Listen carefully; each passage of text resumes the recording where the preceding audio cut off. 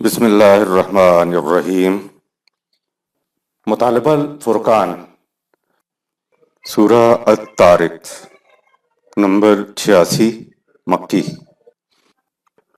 قرآن مجید کی تفسیر خود قرآن مجید سے از علامہ غلام احمد پرویز صاحب، اخذ و تلخیص محمد اکبر دیکشت بھاردواج، نظر ثانی ڈاکٹر انعام الحق۔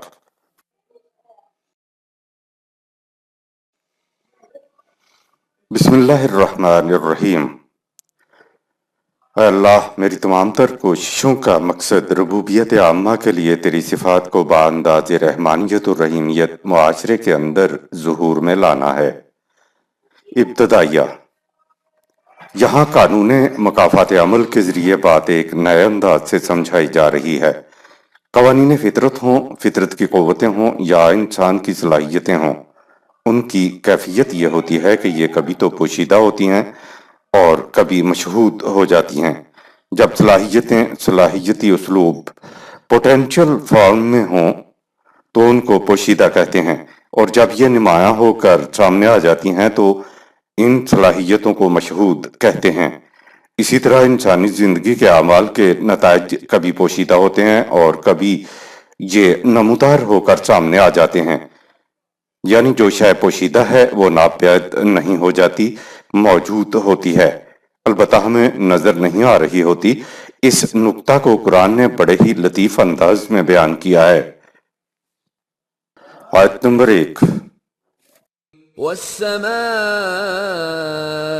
والطارق، فضا کی بلندیاں اور الطارق ایک عظیم حقیقت پر شاہد ہیں۔ آیت نمبر 2۔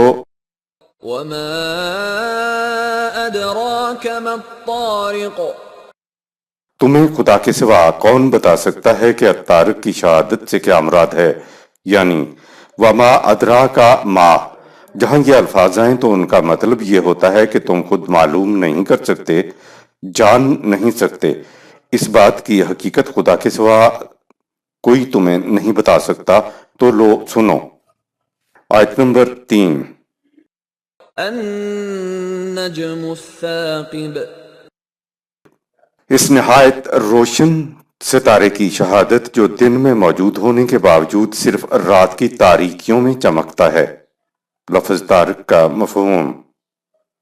عربوں میں بنیادی طور پر طارق کوئی نام نہیں ہے۔ طارق کے بنیادی معنی ہے رات کا مہمان یا مسافر۔ اس لفظ طارق کا مادہ طویر قاف ہے اور اس کے بنیادی معنوں کے اندر ہوتا ہے کسی چیز کو کھٹکھٹانا، ٹھک ٹھک کرنا۔ عرب لوگ راستے کو بھی اسی لیے طریق کہتے ہیں کہ راستے کی زمین کے اوپر انسان کے پاؤں ٹھک ٹھک پڑتے ہیں۔ اس کے بنیادی معنوں میں یہ جو کھٹکھٹانا ہے وہ اس لیے ہے کہ رات کے وقت جو مسافر یا مہمان آتا اور دروازے پہ ٹھک ٹھک کی دستک دیتا تو اس دستک دینے کی بنا پر ان کے ہاں رات کے وقت آنے والے مہمان یا مسافر کو طارق کہتے تھے۔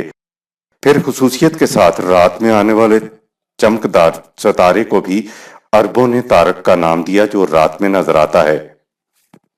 قرآن نے الطارق کو یعنی نجم الثاقب کو انسانی اعمال کے نتائج پر شہادت میں پیش کیا ہے۔ قرآن کہتا ہے کہ رات میں چمکنے والا ستارہ دن میں کہیں چلا نہیں جاتا، موجود ہوتا ہے۔ بس فرق یہ ہے کہ یہ ستارہ دن میں موجود تو ہوتا ہے لیکن نظر نہیں آتا اور رات کو مشہود ہو جاتا ہے۔ قرآن نے بتایا یہ ہے کہ ہمارا قانون ہر وقت موجود ہوتا ہے اور انسان کے ہر عمل کا نتیجہ مرتب کرتا رہتا ہے۔ فرق اتنا ہے کہ الطارق کی طرح کبھی تمہارے اعمال کا نتیجہ تمہاری نگاہوں سے اوجھل ہوتا ہے اور کبھی وہ چمک کر مشہود ہو کر تمہاری نگاہوں کے سامنے آ جاتا ہے۔ ستارہ دن میں موجود ہوتا ہے لیکن تم کہتے ہو کہ طارق موجود نہیں ہے کیونکہ تم اسے دیکھ نہیں سکتے۔ قرآن نے بڑے ہی لطیف انداز میں قانون مکافات کے متعلق کہا کہ یہ طارق تو نجم الثاقب سورہ 86 آیت نمبر 3 ہے، جو رات میں تو نظر آتا ہے اور دن میں موجود ہونے کے باوجود تمہیں نظر نہیں آتا۔ یہی کیفیت ہر انسان کے اعمال کی ہے۔ انسان اپنے اعمال کے بارے میں غلط فہمی کا شکار ہو جاتا ہے کہ اس کے جو اعمال دوسروں کی نظروں سے غائب ہیں یا نتائج ابھی ابھر کر سامنے نہیں آئے تو ان کا وجود باقی نہیں ہے، یہ خیال غلط ہے۔ ستارہ ایک خاص ماحول میں نظر آتا ہے تو اعمال کے نتائج بھی تو ایک خاص ماحول میں مہلت کا وقفہ ختم ہونے کے بعد ابھر کر سامنے آتے ہیں۔ اگر تمہیں اعمال کے نتائج نظر نہیں آ رہے ہیں تو اس کا مطلب یہ نہیں ہے کہ تمہارے اعمال کے نتائج بھی باقی نہیں رہے۔ الطارق ہو یا تمہارے اعمال کے نتائج خواہ ظاہر ہوں یا پوشیدہ ہمیشہ موجود رہتے ہیں۔ یہ ہے انسانوں کے پوشیدہ اعمال کے نتائج پر الطارق کی محسوس شہادت۔ آیت نمبر 4۔ إن كل نفس لما عليها حافظ الطارق اس بات کی شہادت ہے کہ ہم نے ہر فرد کے اعمال کو محفوظ رکھنے کا انتظام کر رکھا ہے۔ اگر اعمال کے نتائج نظر نہیں آ رہے ہیں تو وہ اپنے وقت پر سامنے آ جائیں گے۔ آیت نمبر 5۔ فلينظر الإنسان مما خلق انسانی زندگی نطفے میں پوشیدہ ہوتی ہے۔ زندگی کبھی بیچ میں یا نطفہ میں الطارق کی طرح پوشیدہ ہوتی ہے اور کبھی مناسب ماحول ملنے پر زندگی مشہود شکل میں ہمارے سامنے آ جاتی ہے۔ ذرا تم اپنی تخلیق پر تو غور کرو کہ تم نطفے میں پوشیدہ تھے اور پھر تم کیسے وجود میں آ گئے۔ آیت نمبر 6۔ خلق من ماء دافق انسان کی تخلیق کی ابتدا اس مادہ تولید سے ہوئی ہے جو اچھل کر رحم مادر میں گرتا ہے۔ آیت نمبر 7۔ يخرج من بين الصلب والترائب یہ مادہ تولید مرد کی پیٹھ اور پیڑو کے ہڈیوں سیکرم اینڈ پیلوک بونز کے درمیان سے گزرتا ہوا مقام اخراج سے خارج ہوتا ہے۔ الطارق کی طرح نطفے میں نامشہود انسان بھی مناسب ماحول ملنے پر ایک دن مشہود ہو جاتا ہے۔ قرآن 6 صدی عیسوی میں کہہ رہا ہے کہ تم نطفے میں پوشیدہ تھے، جس کو مائکروسکوپ کے بغیر آج بھی دیکھا نہیں جا سکتا۔ یہ پورا کا پورا انسان نطفے کے ایک جرثومے میں پوشیدہ ہوتا ہے اور مناسب ماحول ملنے پر وہ کیسے رحم مادر سے مشہود شکل میں دنیا میں آتا ہے۔ انسان کی تخلیق پر غور کرنے ہی سے سمجھ لو کہ تمہارے اعمال اگر ابھی مشہود شکل میں سامنے نہیں آئے ہیں تو جب ان کو مناسب ماحول ملے گا تو انسانی بچے کی مانند اور الطارق کی مانند مشہود ہو کر تمہارے سامنے آ جائیں گے۔ قرآن کہہ رہا ہے کہ انسان کی تخلیق کے ابتدائی مرحلے میں کیا تمہیں کہیں انسان نظر آتا؟ رحم مادر میں پرورش کے تمام مراحل طے ہو جانے کے بعد ہی انسان مشہود ہوتا ہے، لہٰذا تمہارے اعمال بھی پرورش کے مراحل، وقفہ کے مراحل طے ہو جانے کے بعد مشہود ہو جائیں گے۔ نطفہ پیٹھ اور پسلیوں میں سے گزرتے ہوئے مقام اخراج تک آتا ہے۔ 1400 سال قبل ان الفاظ کے معنی سمجھ میں نہیں آ سکتے تھے کہ مادہ تولید کا ایک مقام ہے۔ ڈاکٹر عبدالودود صاحب نے تشریح کی کہ مرد کا مادہ تولید مقام تولید سے براہ راست اخراج ہو کر رحم مادر میں نہیں گرتا، بلکہ یہ پیٹھ اور سینے کی ہڈیوں سیکرم اینڈ پیلوک بونز میں سے سفر کرتا ہوا مقام اخراج تک پہنچتا ہے۔ یہ بات 6 صدی عیسوی میں کسے سمجھ میں آ سکتی تھی؟ آج تو لینٹرن میجک پہ سلائٹ بنا لی جاتی ہے جن کے ذریعے رحم مادر میں جرثومہ حیات کی تصاویر بنائی جاتی ہیں کہ نطفے میں پوشیدہ انسان پر مختلف مراحل میں کیا گزری، کتنے اور کیا کیا تغیرات ہوئے اور کس طرح یہ پوشیدہ سے مشہود ہوا۔ آیت نمبر 8۔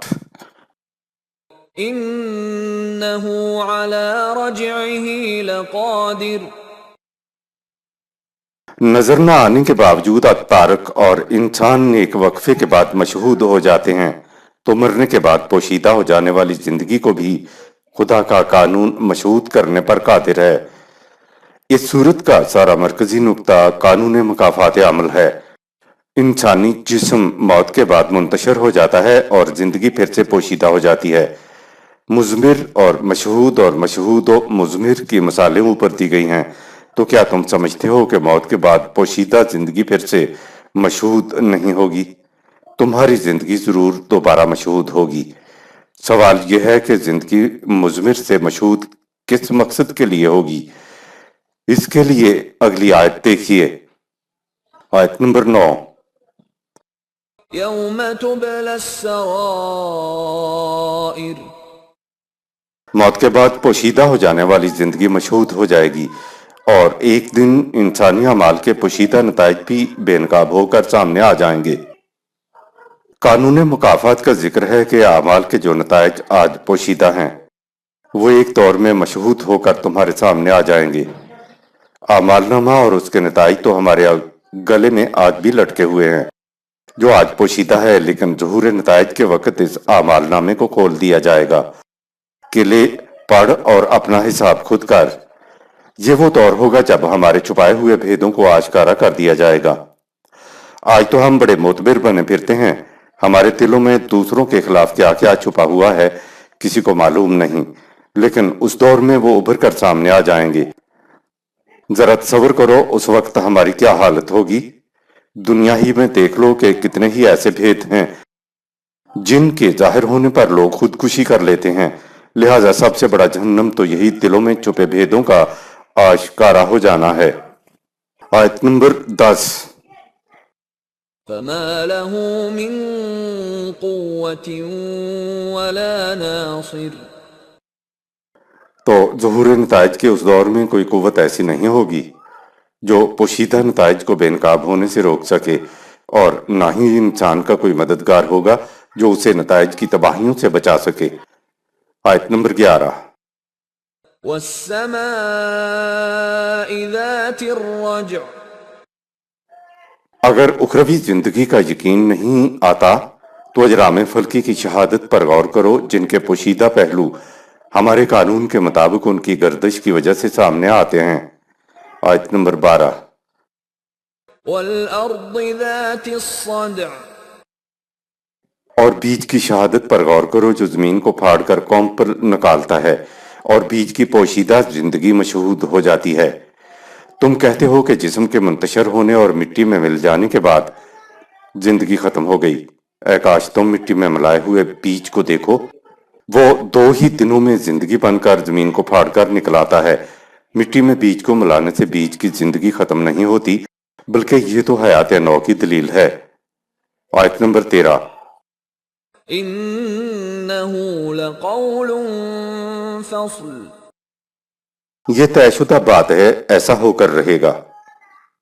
یہ تمام شہادتیں اس بات پر شاہد ہیں کہ موت کے بعد پوشیدہ زندگی اور اعمال کے پوشیدہ نتائج ایک دور میں مشہود ہوں گے، اور دنیا میں بھی انسان کی تمدنی زندگی میں بھی انقلاب نے آنا ہے۔ انسانی اعمال کے مشہود نتائج کو بتانے کے لیے قرآن طارق سے انسانی زندگی سے حیات بعد الممات سے شہادتیں لا رہا ہے کہ اخروی زندگی سے پہلے اسی دنیا میں ایک عظیم انقلاب برپا ہونے والا ہے۔ یوم تبلی السرائر سورہ 86 آیت نمبر 9 پر ایمان ہو تو جرم ہو ہی نہیں سکتا، کیونکہ تمام پوشیدہ جرائم کے نتائج نے ایک دن سامنے آ جانا ہے۔ آیت نمبر 14۔ وما هو بالهزل اور ہم سنجیدہ بات کر رہے ہیں، کوئی مذاق نہیں کر رہے ہیں۔ آیت نمبر 15۔ إنهم يكيدون كيدا مخالفین انسان کی زندگی میں تمدنی انقلاب کو روکنے کی کوشش کر رہے ہیں۔ آیت نمبر 16۔ وأكيد كيدا لیکن ہمارا قانون بھی غافل نہیں، وہ انسان کی تمدنی زندگی میں انقلاب کی اپنی تدبیروں میں مصروف ہے۔ جرم کرنے والے جرم کرنے کے بعد خفیہ تدبیریں کرتے ہیں کہ ان کا جرم چھپا رہے، لیکن خدا کا قانون مکافات عمل سراغ رسانی میں لگا ہوا ہے، وہ ان کی ہر تدبیر کو ناکارہ بناتا چلا جاتا ہے۔ یہ لوگ چاہے جتنا چھپانے کی کوشش کر لیں، ہمارا قانون مکافات عمل اس کوشش میں ہے کہ ان کی چھپائے ہوئے اعمال کے نتائج کو سامنے لے آئے۔ قید اس تدبیر کو کہتے ہیں جو چھپی ہوئی ہو۔ خدا کا قانون مکافات جو کچھ کر رہا ہوتا ہے وہ بظاہر ہمیں نظر نہیں آتا۔ کہا کہ تم بھی چھپاتے چلے جاؤ، ہم بھی کچھ کرتے چلے جاتے ہیں۔ سوال یہ ہے کہ جب خدا کا قانون مکافات سراغ رسانی میں مصروف ہے تو لوگ پکڑے کیوں نہیں جاتے؟ جواب یہ ہے کہ خدا کا قانون مہلت کے وقفے کے بعد ہی نتائج کو ابھار کر سامنے لاتا ہے، اور وقفے کے ختم ہونے کا علم خدا کے پاس ہے۔ آیت نمبر 17۔ فمهل الكافرين أمهلهم رويدا۔ سو اے رسول، تو ان مخالفین کو سر دست ان کے حال پر چھوڑ دے، ہمارے قانون مکافات کی روح سے انہیں تھوڑی سی مہلت مل رہی ہے، اس کے بعد تمدنی انقلاب آ جائے گا۔ یہاں سورہ الطارق اختتام پذیر ہوئی۔ شکریہ۔ بسم اللہ الرحمن الرحیم۔ سورہ الاعلی نمبر 87 مکی۔ بسم اللہ الرحمن الرحیم۔ اے اللہ، میری تمام تر کوششوں کا مقصد ربوبیت عامہ کے لیے تیری صفات کو بانداز رحمانیت اور رحیمیت معاشرے کے اندر ظہور میں لانا ہے۔ آیت نمبر 1۔ سبح اسم ربك الأعلى۔ اے رسول، تو اپنے نشو و نما دینے والے کی بلند و بالا صفت ربوبیت پر مبنی نظام کو قائم کرنے کے لیے سرگرم عمل رہ۔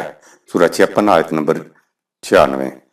سبح اس کے معنی ہے جسم کی پوری توانائی کے ساتھ مقصد کی تکمیل اور حصول کے لیے پوری جد و جہد کرنا، امکان بھر کوشش کرنا، سرگرم عمل رہنا، مقصد کی تکمیل کے لیے سرگرداں رہنا۔ اسم اس کے معنی ہے نام یا خصوصیت۔ رب یہ خدا کی وہ صفت ہے جس کے تحت تمام اشیاء کائنات کی نشو و نما ہوتی رہتی ہے۔ رب کا تیرے خدا کا نشو و نما دینے والا نظام ربوبیت جو قوانین خداوندی کے مطابق تشکیل پاتا ہے۔ الاعلی یہ خدا کی صفت ہے جس کے معنی ہے سب سے بلند و بالا اتھارٹی۔ قانون کی زبان میں ایک لفظ اقتدار اعلیٰ ساورنٹی ہے اور معنی ہے جس سے بلند کوئی اور اتھارٹی نہ ہو، یعنی آخری فیصلہ کرنے والی اتھارٹی۔ اقتدار اعلیٰ کا مفہوم خدا خود تو آ کر حکومت کرنے کے لیے صدارت کی کرسی پہ نہیں بیٹھتا، تو پھر اس کے اقتدار اعلیٰ ہونے کے معنی کیا ہوں گے؟ عملاً اس کا اقتدار اعلیٰ کیسے نافذ ہوگا؟ اس کی عملی شکل یہ ہے کہ خدا نے انسانوں کے لیے قوانین وحی کے ذریعے نازل کر کے قرآن میں محفوظ کر دیے ہیں، اور اس کی حفاظت کا ذمہ بھی خود لیا ہوا ہے۔ قرآنی حکومت اگرچہ انسانوں پر ہی مشتمل ہوگی، لیکن حکومت صرف قوانین خداوندی کا نفاذ کرے گی۔ حکومت کے بڑے سے بڑے اہلکار پر بھی قوانین اسی طرح لاگو ہوں گے جس طرح ایک عام فرد پر۔ اس کے بعد قرآن نے کہہ دیا کہ جو وحی کے مطابق حکومت نہ کریں وہ کافر ہیں۔ سورہ 5 آیت نمبر 44۔ لہٰذا جو قوانین خداوندی کے مطابق حکومت قائم کریں تو وہ مومن کہلائیں گے۔ ایسی حکومت میں اقتدار اعلیٰ خدا کے قوانین کے پاس ہوتا ہے، یعنی خدا کے قوانین کی اطاعت کی جاتی ہے، اور قوانین کی اطاعت ہی کو عبادت خداوندی بھی کہا جاتا ہے۔ خدا تو سامنے نہیں آئے گا، اس لیے اب اقتدار اعلیٰ یا اقتدار مطلق خدا کی کتاب کو حاصل ہو گیا۔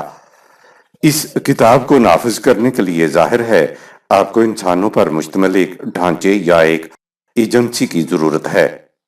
اس ایجنسی یا ڈھانچے کو اسلامی حکومت کہتے ہیں۔ اسلامی حکومت کا ڈھانچہ انسانوں پر ہی مشتمل ہوگا، لیکن یہ انسان اپنے خود ساختہ قوانین کو دوسرے انسانوں پر نافذ نہیں کریں گے، بلکہ وہ قرآن میں دیے ہوئے اصولوں کے اندر رہ کر اصولوں کی جزیات یعنی قوانین کو اپنے دور کے حالات کو ملحوظ رکھتے ہوئے باہمی مشاورت سے متعین کر کے خود پر اور دوسرے انسانوں پر نافذ کریں گے۔ اس طرح اقتدار اعلیٰ خدا کے ہاتھ میں رہتا ہے، اور انسانوں پر مشتمل حکومت اس اقتدار اعلیٰ کی تنفیذ کی ایک ایجنسی ہوتی ہے۔ خدا نے اپنی صفات یا اپنے پروگرام کی 4 کڑیاں اگلی 2 آیات میں بتائی ہیں۔ وہ ہیں خلق فسوّر، قدرہ اور فہدہ۔ آیت نمبر 2-3۔ الذي خلق فسوى والذی قدر فہدی. اس خدا کے نظام ربوبیت کو قائم کرنے کے لیے سرگرم رہ جو نمبر 1 مختلف عناصر میں متناسب باہمی امتزاج و ترکیب سے ہر شے کو تخلیق کر کے ایک ہیئت عطا کرتا ہے خلقہ. نمبر 2 تخلیق کے بعد پھر شے کے حشو و زوائد کو دور کر کے اس میں خاص تناسب اور اعتدال پیدا کرتا ہے فسوا. نمبر 3 اور وہ شے میں ایک خاص انداز سے اور پیمانے کے مطابق آغاز سے تکمیل تک کی صلاحیتیں رکھ دیتا ہے کہ تکمیلی مراحل میں اور تکمیل کے بعد اس نے ایسا کچھ ہونا ہے. اس کو شے کی تقدیر کہتے ہیں قدرہ. نمبر 4 صلاحیتوں کے بعد وہ شے کو راستہ دکھا دیتا ہے جس پر چلنے سے شے اپنی تکمیل تک پہنچ جاتی ہے فہدہ. آغاز سے تکمیل تک زندگی بسر کرنے کی یہ رہنمائی ماسوائے انسان ہر شے کے اندر ودیت کر کے رکھ دی گئی ہے. اسے ہر شے کی فطرت یا جبلت کہا جاتا ہے اور جس انتظام کے تحت شے آغاز سے تکمیل تک پہنچتی ہے اس کو خدا کا نظام ربوبیت کہتے ہیں. انسان کو خدا نے اختیار و ارادہ دے کر پیدا کیا تو اس کو زندگی بسر کرنے کے قوانین ودیت کرنے کی بجائے وہی بذریعہ انبیاء کا طریقہ اختیار کیا. خلقہ خالق کے معنی ہیں موجودہ مواد کو مختلف تراکیب و توازن و تناسب سے ملا کر مختلف چیزیں بناتے چلے جانا. قرآن نے خدا کی صفت بتائی کہ وہ خالق ہے. تخلیق کے سلسلے میں قرآن نے خدا کے بارے میں 2 باتیں بتائیں. ایک فاطر السماوات والارض سورہ 12 آیت نمبر 101 اور دوسری بدیع السماوات والارض سورہ 2 آیت نمبر 117. فاطر اور بدیع دونوں کے معنی ہیں کسی شے کو عدم سے وجود میں لانے والا. خدا فاطر اور بدیع تو ان تمام اشیاء کا ہے جنہیں آپ نیوکلیس کہتے ہیں یعنی وہ ابتدائی مادہ جس سے چیزوں نے آگے بننا ہے یا بنی ہیں. نیوکلیس کو خدا اپنی صفت فاطر اور بدیع کے تحت وجود میں لایا. اس کے بعد مختلف نیوکلیس کو نئی نئی تراکیب سے نئے نئے تناسب اور توازن سے ملا کر نئی نئی چیزیں بناتے چلے جانا خلق ہے. قرآن نے کہا کہ فاطر اور بدیع کا معاملہ عالم امر سے متعلق ہے اور ہم عالم امر سے متعلق کچھ نہیں سمجھ سکتے. ہمارا ذہن محدودیت کے اندر گھرا ہوا ہے اس لیے لامحدود عالم امر کا ہمارا ذہن تصور ہی نہیں کر سکتا. البتہ قرآن کہتا ہے کہ عمل تخلیق کو تم سمجھ سکتے ہو کیونکہ عمل تخلیق طبعی قوانین کے تحت ہوتا ہے اور طبعی قوانین کا علم حاصل کرنے کی صلاحیت خدا نے انسان کے اندر رکھ دی ہے. فسوا اس کے معنی ہے حشو و زوائد کو جھاڑتے ہوئے پاس کرتے ہوئے کسی چیز میں اعتدال و توازن پیدا کر دینا. کیا 1400 سال قبل کسی انسان کا ذہن اس طرف جا سکتا تھا کہ عمل تخلیق سے قبل فاطر اور بدیع صفت کے تحت خدا نے تخلیقی مواد جس کو نیوکلیائی مواد کہتے ہیں کو عدم سے وجود میں لایا اور پھر ان قوتوں کو ایک خاص ترکیب توازن و تناسب سے ملانے سے چیزوں کی تخلیق کرتا چلا گیا اور آج بھی کر رہا ہے. فاطر اور بدیع کا تعلق عالم امر سے ہے جس کو ہم نہیں سمجھ سکتے کہ اس نے عدم سے مواد کو کس طرح وجود بخشا. لہذا خدا نے اشیاء کو تخلیق کیا اور پھر ان کو فسوا کر دیا یعنی اشیاء کو حشو و زوائد سے پاک کیا. ڈارون اور اس کے رفقا نے ذی حیات کی تاریخ اور ان کا ماضی یہ بتایا ہے کہ ہر شے پہلے دن سے آج کی شکل میں وجود پذیر نہیں ہو گئی تھی.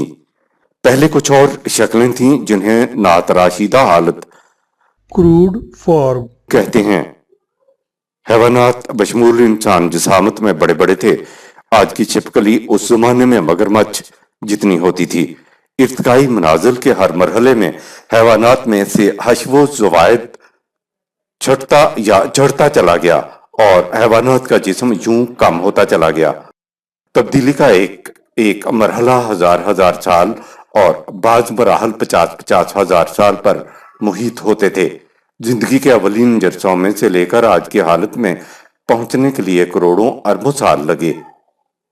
یہ ارتقاء حیوانات کے جسم میں تراش خراش کی صورت میں ہوتا رہا تراش خراش کے عمل کے ساتھ حیوانات کے اجسام پھٹتے رہے اور اس عمل سے اجسام کے حشو و زوائد ان سے الگ ہو کر ان کے اجسام کم ہوتے چلے گئے، لیکن ساتھ ساتھ ان کے ذہن کی صلاحیت بڑھتی چلی گئی۔ قدرہ اس کے معنی ہیں کسی اندازے اور پیمانے کے مطابق کسی شے کو ماپ دینا۔ خدا نے ہر شے کے پیمانے اندازے مقرر کیے ہوئے ہیں جن کے تحت اشیاء نے اپنے نقطۂ آغاز سے تکمیل تک پہنچنا ہے۔ ان پیمانوں اور اندازوں کو شے کی تقدیر کہتے ہیں۔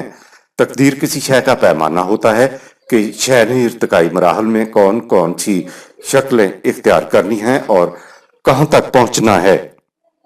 آخری تکمیلی منزل کو شے کی تقدیر کہا جاتا ہے۔ قانون تخلیق کے بعد قدرہ کے تحت فسوا ہوتا ہے، یعنی حشو و زوائد کو زائل کیا جاتا ہے۔ خدا نے ہر شے کا پیمانہ اندازہ مقرر کر دیا کہ شے اس کے مطابق اپنے تکمیلی نقطے تک پہنچتی چلی جائے۔ انسان کو ذات یعنی اختیار و ارادہ عطا کرنا اس بات کی دلیل ہے کہ حیوانات و نباتات بشمول انسانی اجسام میں جتنا ارتقاء ہونا تھا وہ ہو چکا، لیکن انسانی زندگی یعنی ذات کا ارتقاء بھی پائے تکمیل کو نہیں پہنچا ہے۔ ذات نے طبعی جسم میں رہ کر قوانین خداوندی کے مطابق زندگی بسر کر کے نشو و نما پانا ہے۔ اسی ذات نے موت کے بعد کی زندگی نے مزید ارتقائی مراحل طے کرنے ہیں۔ انہی پیمانوں کو ہم خارجی دنیا یعنی کائنات کے اندر قوانین فطرت کہتے ہیں، اور انہی قوانین فطرت کو قدرہ کہا جاتا ہے۔ جسے ہم انسان کی تقدیر کہتے ہیں وہ غیر قرآنی تصور ہے، کیونکہ انسان اپنے اختیار و ارادے اور عمل کے اندر مجبور واقع نہیں ہوا ہے۔ انسان کے لیے تقدیر تو وہ طبعی و اخلاقی قوانین ہیں جن کے مطابق انسان وہ کچھ بنتا چلا جاتا ہے جو کچھ اس نے بننا ہے۔ اس کی آخری منزل جس انسان نے زمین کے اوپر اپنے اختیار و ارادے اور عمل سے پہنچنا ہے اسے اس کی تقدیر کہیں گے۔ انسان کے اندر کچھ امکانات ہیں، کچھ صلاحیتیں ہیں جن کی نشو و نما اگر یہ اپنے اختیار و ارادے اور عمل سے کر لے تو یہ اس کی تقدیر کہلائے گی۔ جو کچھ انسان کے اندر خدا نے امکانات صلاحیتیں رکھ دی ہیں ان کی آخری حد کو اس نے خود اپنی محنت سے کوشش سے حاصل کرنا ہے۔ جو حاصل نہیں کرے گا وہ نقصان میں رہے گا۔ انسان کے اندر رکھی گئی صلاحیتوں اور امکانات کے مطابق خود قدرت انسان کو نہیں بناتی، انسان نے خود بننا ہوتا ہے، لیکن وہ بنے گا خدا کے مقرر کردہ پیمانوں کے مطابق ہی۔ پیمانوں کو سمجھنے کے لیے آپ پیمانوں کو بوتل میں بند دوائیاں سمجھیں۔ اگر دوا بوتل میں بند پڑی رہے تو شفا حاصل نہیں ہوتی۔ جو اپنے اختیار و ارادے کے ساتھ بند بوتلوں میں سے دوائیوں کو استعمال کرے گا تو قانون کے مطابق اس کی تقدیر بدل جائے گی، شفا حاصل ہو جائے گی۔ جو ان دوائیوں کے مطابق علاج نہیں کرائے گا وہ مریض رہے گا اور اس کے بعد مر جائے گا۔ یہ انسان کے اپنے اختیار و ارادے کی بات ہے، قدرت اس کے لیے کچھ نہیں کرے گی۔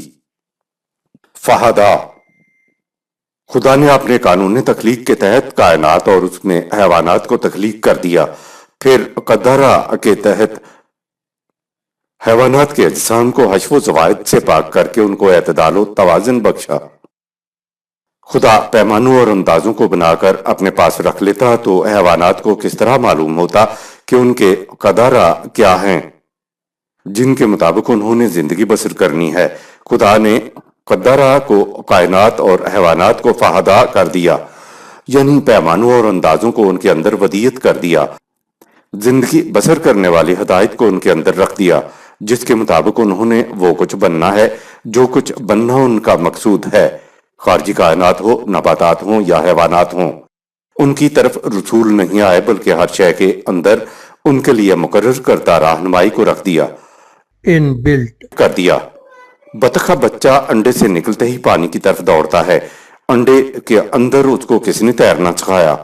یہ اس کے اندر رکھی ہوئی رہنمائی ہے جس کے تحت وہ تیرتا ہے۔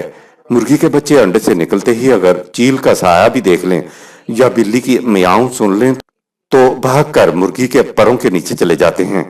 انڈے کے اندر یہ حفاظت کی طرف دوڑنا انہیں کس نے سکھایا؟ یہ اندر رکھ دی گئی رہنمائی کی وجہ سے حفاظت کی طرف دوڑتے ہیں۔ انگور اور کیکر کے بیج کو ایک ہی زمین میں دبا دیا جائے، ایک ہی جیسا پانی دیا جائے، لیکن کبھی ایسا نہیں ہوا کہ کیکر کے بیج سے انگور کی بیل پیدا ہو جائے۔ ایسا بیج کے اندر رکھ دی گئی صلاحیت کی وجہ سے ہوتا ہے۔ خلقہ سے ابتدا کی، فسوہ سے حشو و زوائد سے پاک کیا، اعتدال کی ایک شکل دی، قدرہ سے پیمانے مقرر کیے، اور فہدا اشیاء کائنات میں زندگی بسر کرنے کے لیے ہدایات یعنی قوانین ودیت کیے، جبکہ انسان کو ہدایات وہی بذریعہ انبیاء دی گئیں۔ یہ چار الفاظ ہیں جن سے بتایا کہ خدا کے اقتدار اعلیٰ کی کارفرمائی کس طرح ہو رہی ہے۔ ان چار الفاظ میں اعلیٰ سورہ 87 آیت نمبر 1 یعنی خدا کے اقتدار اعلیٰ ساورنٹی کی تفسیر ہے۔ آیت نمبر 4 والذی اخرج المرعى، اور خدا نے اپنے قانون تخلیق کے مطابق نباتات کو زمین سے اگایا۔ آیت نمبر 5 فجعله غثاء احوا، پھر جب نباتات اپنے تکمیلی نقطے پر پہنچ کر خشک ہو جاتی ہیں تو وہ خس و خاشاک میں تبدیل ہو جاتی ہیں۔ نباتات کو آغاز سے تکمیل تک پہنچنے کے بعد کاٹا نہ بھی جائے تو بھی وہ سوکھ جاتی ہیں، کیونکہ ان کو ہدایت ودیت کی گئی ہے کہ ایک خاص نقطے پر پہنچ کر وہ اپنے رشتہ حیات کو اس سرچشمہ حیات سے منقطع کر لیں جو ان کو نشو و نما دے رہا ہوتا ہے۔ اگر فصل کو سنبھالا نہ جائے تو نباتات کھیت میں کھڑی کھڑی خس و خاشاک بن کے رہ جاتی ہیں۔ ایسا ہو جانا نباتات کی تقدیر ہے۔ آیت نمبر 6 سنقرئك فلا تنسى، اے رسول، ہم نے رہنمائی کو جمع کر کے اس انداز سے تجھے دیا ہے کہ تو اس میں سے نہ کچھ بھول سکتا ہے اور نہ ترک کر سکتا ہے۔ قرآن اس لیے قرآن ہے کہ یہ جمع اور محفوظ ہے۔ وحی کی رہنمائی نبی کی اپنی پیدا کردہ یا تخلیق کردہ نہیں ہوتی تھی، یہ خدا کی طرف سے نازل ہوتی تھی۔ جس فرد پر وحی نازل ہوتی تھی اس کو نبی کہتے ہیں۔ خارجی کائنات کو جو ہدایات دی گئی ہیں وہ ہر طرح سے محفوظ ہیں، ان میں کوئی کسی قسم کا رد و بدل نہیں کر سکتا، لہٰذا انسانوں کو دی گئی ہدایات کو بھی محفوظ ہونا چاہیے تھا تاکہ اس میں سے نہ تو کوئی چیز بھلائی جا سکے اور نہ ہی کوئی چیز اس میں سے ترک کی جا سکے، اور نہ ہی اس میں کسی قسم کی آمیزش ہو سکے۔ قانون میں اگر آمیزش ہو جائے تو وہ قانون رہتا ہی نہیں ہے۔ زندگی، نشو و نما اور موت کا قانون انسانوں میں کار فرما ہے۔ اس آیت میں قرات کا لفظ ہے جسے قراء کہتے ہیں، اسی سے لفظ قرآن بنا ہے۔ اس کے معنی پڑھنا کیا جاتا ہے، لیکن اس کے بنیادی معنی پڑھنے کے نہیں ہوتے۔ اس کے بنیادی معنی ہیں کسی شے کو جمع کر کے محفوظ کر دینا۔ یہ ہمارے ہاتھوں میں جو قرآن ہے وہ اس لیے قرآن ہے کہ اس میں سارے قوانین ہماری رہنمائی کے لیے جمع کر کے محفوظ کر دیے گئے ہیں۔ جمع اور محفوظ ہو تو تب قرات ہوتی ہے۔ لفظ قرآن کے لغوی معنی ہے جمع کرنا اور محفوظ کرنا۔ جو جمع اور محفوظ نہ ہو اسے قرآن کہا ہی نہیں جا سکتا، اس کی قرات ہو ہی نہیں سکتی۔ یہاں کہا گیا سنقرئک کا، ہم جمع کریں گے، ہم محفوظ کریں گے۔ جمع کرنے اور محفوظ کرنے کا نتیجہ فلا تنسا ہے۔ تنسا اور نسیہ کے معنی ہوتے ہیں کسی چیز کو ترک کر دینا، اور بعد میں یہ لفظ بھلا دینے کے معنوں میں بھی استعمال ہونے لگا۔ قرآن بتا رہا ہے کہ یہ نہ بھلایا گیا ہے نہ ترک کیا گیا ہے، خدا جمع کر رہا ہے، اور خدا نے جمع کرنے کے بعد شہادت دی کہ ہم نے ہی اس کو نازل کیا اور ہم ہی اس کے محافظ ہیں۔ حافظون میں صیغہ فاعلون کا استعمال کیا گیا ہے۔ اس کے معنی ہوتے ہیں کہ ہم اس وقت بھی جمع اور محفوظ کر رہے ہیں اور آئندہ بھی کرتے چلے جائیں گے۔ روایات غلط ہو سکتی ہیں لیکن قرآن غلط نہیں ہو سکتا۔ سنقرئک فلا تنسى الا ما شاء اللہ، سورہ 87 آیت نمبر 6۔ اس کا عمومی ترجمہ کیا جاتا ہے کہ ہم تمہیں پڑھائیں گے تو تم نہیں بھولو گے مگر وہی کچھ بھولو گے جو خدا چاہے گا۔ یہ ترجمہ بالکل غلط ہے، کیونکہ قرآن نے کہیں یہ بات نہیں بتائی کہ خدا کی مشیت کچھ اس قسم کی تھی کہ اس میں سے کچھ بھلا دیا جاتا، کچھ ترک کرا دیا جاتا۔ خدا تو اپنی مشیت خود بتا رہا ہے کہ اگر ہماری مشیت میں یہ بات ہوتی تو ہم یقیناً جو کچھ تیری طرف وحی کیا گیا ہے اس میں سے کچھ واپس لے جاتے، لیکن یہ تو ہم نے بطور رحمت تمہیں دیا ہے۔ سورہ 17 آیات 86-87۔ حقیقت یہ ہے کہ واپس لینے کی بات خدا کی مشیت میں ہے ہی نہیں۔ یہ ہم انسان کرتے ہیں کہ کوئی حکم جاری کیا، بعد میں اس کو واپس لینا پڑ جاتا ہے۔ اگر خدا کو بھی کوئی بات واپس لینا پڑ جائے تو اس کو خدا کون مانے گا؟ خدا نے تو خود کہہ دیا کہ نوکریوں کا سورہ 87 آیت نمبر 6، اس کو محفوظ اور جمع کرنا اس کی مشیت تھی۔ فلا تنسا، نہ تو خود بھول سکے گا اور نہ اس میں سے کچھ ترک کر سکے گا۔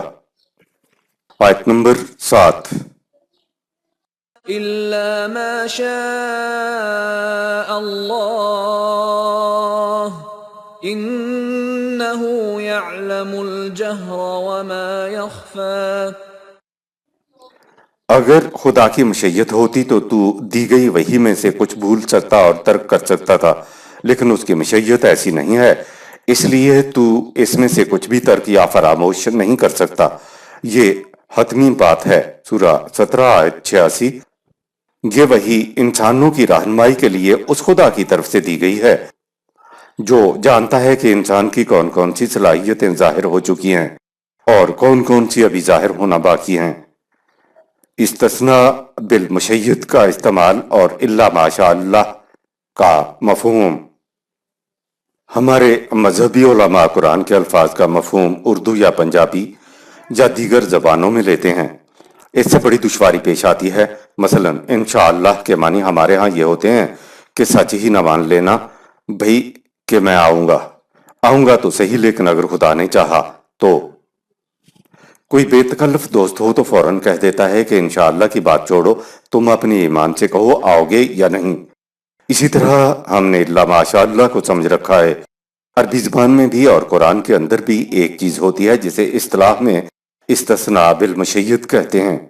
اس اصول کے معنی یہ ہیں کہ قرآن میں جہاں بھی کسی چیز کے متعلق خدا یہ کہے کہ ہم ایسا کرتے ہیں اور اس کے بعد استثناء ایکسیپشن کا اللہ آ جائے اور اس اللہ کے بعد خدا کی مشیت کی بات ہو، یعنی یہ ہو کہ ہمارے قانون مشیت میں یہ ہے، تو قاعدہ یہ ہے کہ جو کچھ اللہ سے پہلے کہا گیا ہے اس کی الٹ نہیں ہو سکتا۔ ان آیات میں خدا نے کہا کہ سا نکریوں کا سورہ 87 آیت 6، ہم نے قرآن کو جمع کیا اور محفوظ کیا۔ کس لیے ایسا کیا؟ کہا فلا تنسا سورہ 87 آیت 6، تاکہ نہ تو اسے بھول سکے اور نہ اس کے کسی حصے کو ترک کر سکے۔ خدا کہہ رہا ہے کہ ہم قرآن کو جمع اور محفوظ کر رہے ہیں تاکہ تو نہ تو اس کو بھول سکے اور نہ اسے ترک کر سکے۔ یہ کہنے کے بعد آتا ہے الا ماشاء اللہ سورہ 87 آیت نمبر 7، یعنی یہاں خدا کی مشیت آئی ہے عربی قاعدے کے مطابق سانوکریوں کا فلا تنسا الا ماشاء اللہ سورہ 87 آیات 6-7 کا مفہوم یہ ہوگا کہ سانوکریوں کا جمع اور محفوظ ہوتا رہے گا۔ فلا تنسا اسے بھولنے یا ترک کرنے نہیں دیا جائے گا۔ اور پھر ہے الا ماشاء اللہ سورہ 87 آیت نمبر 7، یعنی جو کچھ پہلے اللہ سے پہلے کہا گیا ہے اس کی الٹ کبھی نہیں ہوگا۔ الا ماشاء اللہ استثناء بالمشیت ہے۔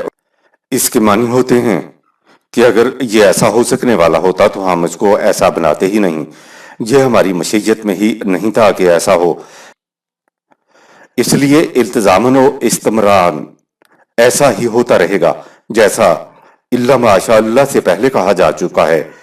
یعنی قرآن کو جمع اور محفوظ نہ کرنا ہوتا اور اس کو بھلانا ترک کرانا ہوتا تو ہم اس کو نازل ہی نہ کرتے۔ مشیت تو خدا کے اس قانون کا نام ہے جو عالم امر میں بنتا ہے، لہٰذا اس کا صحیح ترجمہ یہ ہے کہ ہم اس کو جمع کریں گے، ہم اس کو محفوظ کریں گے تاکہ کوئی اس میں نہ کچھ ملا سکے اور نہ اس میں سے کچھ ترک کر سکے، کیونکہ یہ ہماری مشیت کا فیصلہ ہے۔ آیت نمبر 8، وَنُيَسِّرُكَ لِلْيُسْرَى۔ اور ہم بلند و بالا صفت ربوبیت سورہ 87 آیت نمبر 1 پر مبنی نظام کو قائم کرنا تیرے لیے آسان بنا دیں گے، اور یوں تو آہستہ آہستہ اسے تکمیل تک پہنچا دے گا۔ قرآن کے مطابق زندگی بسر کرنا بلند و بالا ربوبیت کا نظام قائم کرنا آسان بنا دیتا ہے۔ انسان کی طبعی خصوصیات اور صلاحیتیں تو سامنے ہوتی ہیں، لیکن اس کی ذات کے کچھ ایسے امکانی جوہر ہیں جو چھپے ہوئے ہیں، مشہود ہو کر سامنے نہیں آئے ہوئے ہوتے۔ ان جوہروں کو انسانی پیدائش کے ساتھ ہی غیر نشو و نما حالت میں خوابیدہ شکل میں ہر انسان کو عطا کر دیا جاتا ہے۔ ان صلاحیتوں کی نشو و نما کے لیے جو قانون و ہدایات دینا تھیں وہ قرآن کے اندر محفوظ ہیں۔ ان ہدایات کی روشنی میں انسان کو ابتداً اپنے معاشرے میں اور پھر درجہ بدرجہ بلند و بالا صفت ربوبیت عالمینی پر مبنی نظام قائم کرنا ہے۔ اس نظام سے ایک طرف تو معاشرے کا ماحول دنیا ہی میں خوشگوار ہو کر جنت بن جاتا ہے، تو دوسری طرف اس کی اپنی ذات کی خوابیدہ صلاحیتیں نشو و نما پاتی چلی جاتی ہیں، جس کی وجہ سے اس کی اخروی زندگی بھی جنتی ہو جاتی ہے۔ ان قوانین کے مطابق زندگی بسر کرنے کا کسی اور کو کوئی فائدہ نہیں ہوتا، بلکہ خود انسان کا اپنا ہی فائدہ ہے۔ البتہ معاشرے میں ابھرنے والی خوشگواریوں میں سب کا حصہ ہوتا ہے۔ یوں اسلامی معاشرے میں انسانی ذات کی مضمر صلاحیتیں ابھرنا شروع ہو جاتی ہیں اور اخروی زندگی میں مزید ارتقائی منازل طے کرنے کے قابل ہو جاتی ہیں۔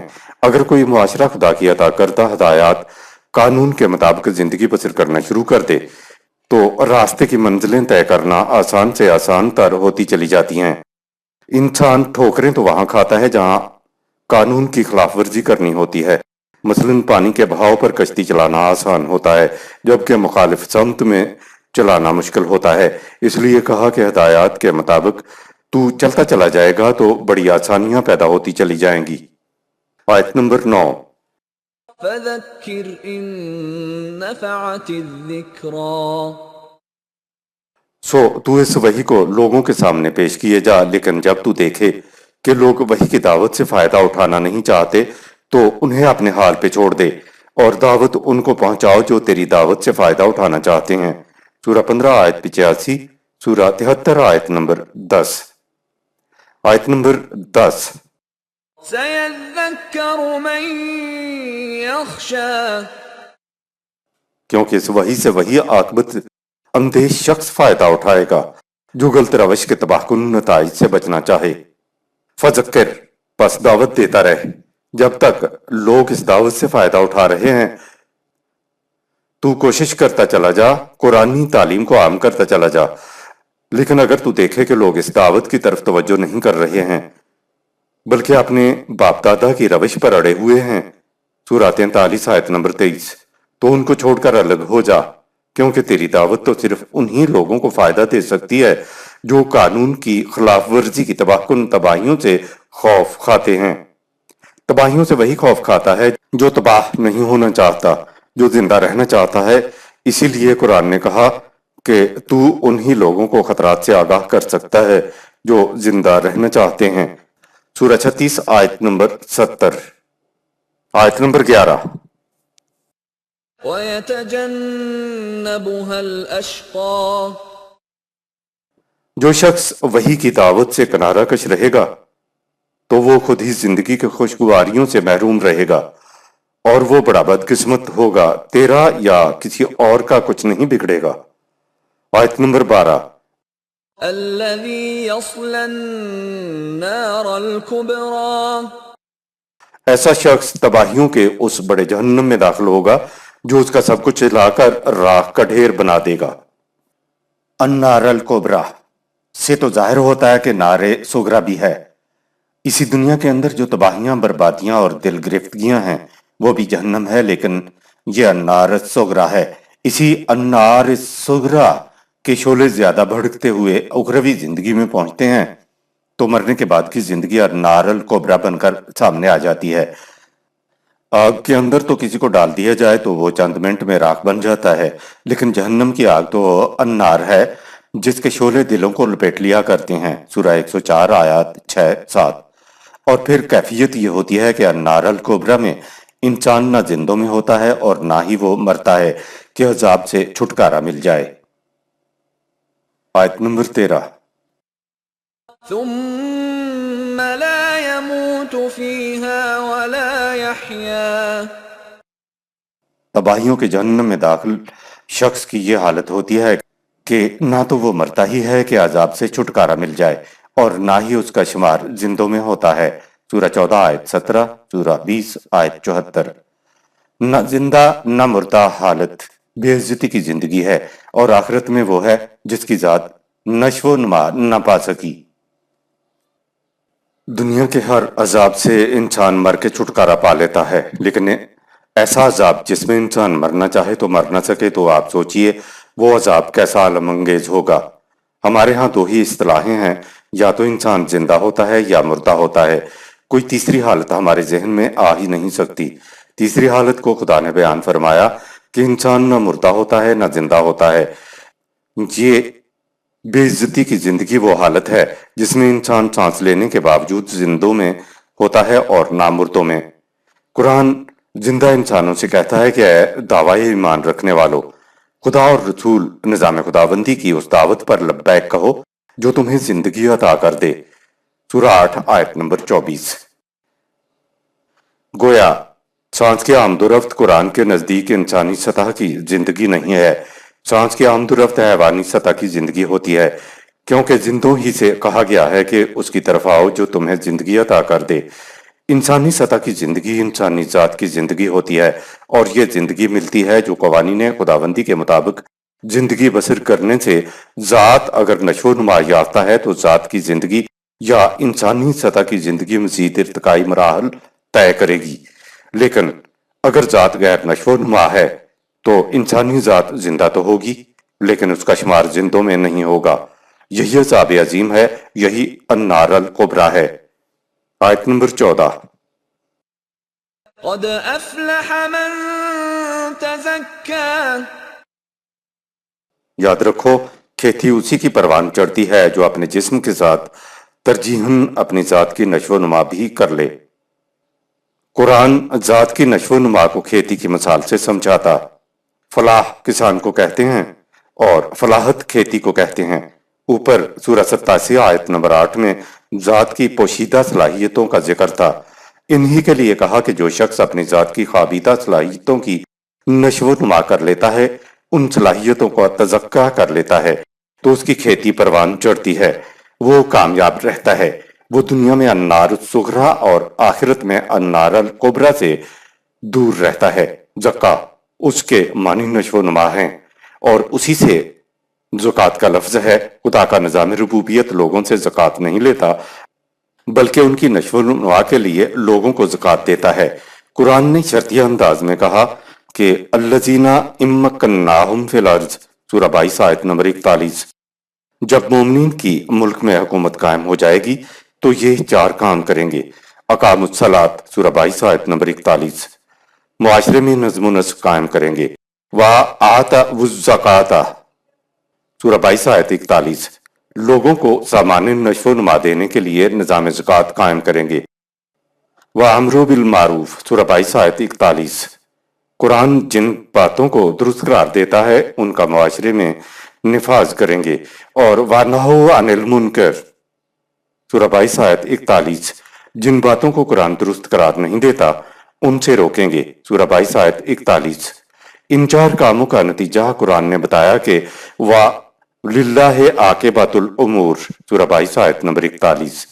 اور تمام امور کا فیصلہ قوانین خداوندی کے مطابق ہی ہوگا، سورہ 5 آیت 44۔ ذات کی نشو و نما کیسے ہوتی ہے اس کے متعلق اگلی آیت میں ملاحظہ فرمائیں۔ آیت نمبر 15۔ وذكر اسم ربه فصلى، اور ذات کی نشو و نما اس کی ہوتی ہے جو بلند و بالا صفت ربوبیت پر مبنی نظام، سورہ 87 آیت نمبر 1 کو عملاً ابھار کر قائم کر کے زندگی کے ہر گوشے میں اس کے قوانین کے پیچھے پیچھے چلے۔ وَذَكَرَ اسْمَ رَبِّهِ کے معنی ہے خدا کی صفات کو نمایاں طور پر اپنے سامنے رکھنا۔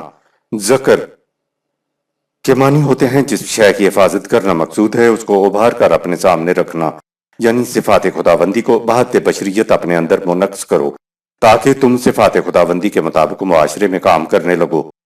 پھر آگے ہے فصلہ، اس کے لغوی معنی ہے کسی کے پیچھے پیچھے چلتے چلے جانا۔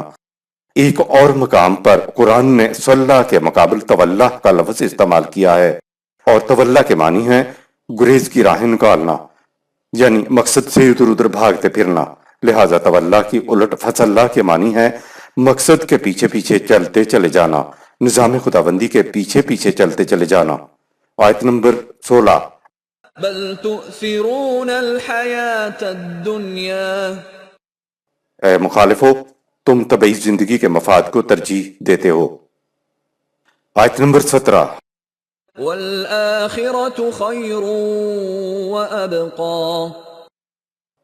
हालांकि मुस्तकबिल आखिरत के मफादात बेहतर और बाकी रहने वाले होते हैं।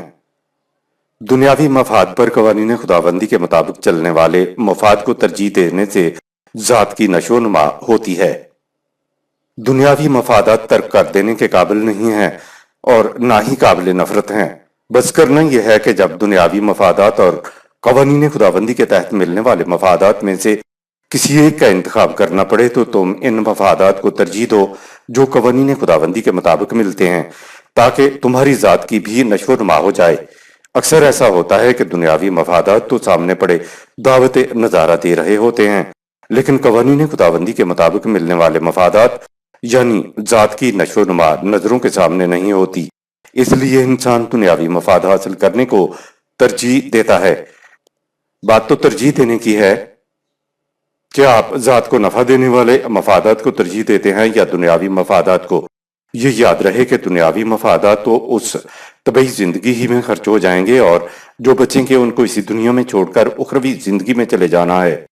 इसके बरक्स कवानीन खुदाबंदी के मुताबिक मिलने वाले तबई मफादात से चाहे वो थोड़े ही क्यों ना हो, तुम इस दुनिया में भी लुत्फानंदोज हो सकते हो और उखरवी जिंदगी में जात की नशोनुमा को तरजीह देने से वहां भी खुशगवार जिंदगी बसर करने को मिलेगी। लिहाजा बका सिर्फ उखरवी जिंदगी के मफादात ही को है जिनके नकूश इंसानी जात पर मरतब होते हैं। कुरान में एक दूसरी जगह बाकी रहने वाले अमाल के मुतल्लिक फरमाया है, व अम्मा मा यनफउन्नासु फयमकुसु फिल अर्ज़, सूरह 13 आयत नंबर 17। जो शय नोए इंसानी को नफा पहुंचाने वाली होगी वही बाकी रह सकती है। इस आयत में लफ्ज अब का सूरह 87 आयत नंबर 17 आया है, यानी इंसान के नामाल के नताइज को बका है जो सिर्फ अपने लिए नहीं बल्कि पूरी नौए इंसानी के लिए नफा बख्श साबित हों। आयत नंबर 18। इन्न हाज़ा लफ़िस्सुहुफ़िल ऊला, हकीकत यह है कि साबिका आसमानी किताबों में भी यही कुरानी पैगाम दिया गया था जो अब उनमें महफूज नहीं है। आयत नंबर 19। सुहुफ़ इब्राहीम व मूसा,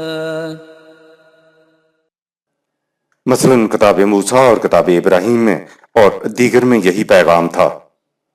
सूरह 53 आयत 36-37। सदकल्लाहुल अज़ीम। यहाँ सूरह अल आला इख्तिताम पजीर हुई। शुक्रिया।